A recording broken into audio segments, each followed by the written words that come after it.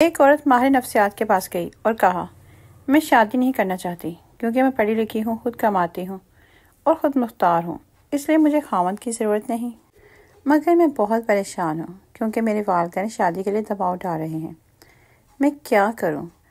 ماہر نفسیات نے کہا، بے شک تم نے بہت کامیابیاں حاصل کرنی ہیں، لیکن بعض دفعہ تم کوئی کام کرنا چاہو مگر نہ کر سکو، کبھی تم سے کوئی غلطی ہو جائے، کبھی تم ناکام ہو جاؤ، کبھی تمہارے پلان ادھورے رہ جائیں، کبھی تمہاری خواہشیں پوری نہ ہو، تب تم کس کو قصوروار ٹھہراؤ گی؟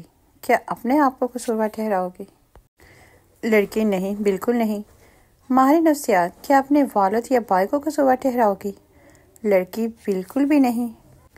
ماہر نفسیات، بالکل، یہی وجہ ہے کہ تمہیں ایک خاوند کی ضرورت ہے جسے اپنی غلطیوں اور ناکامیوں کا ذمہ دار ٹھہرا سکو۔ No, no, no.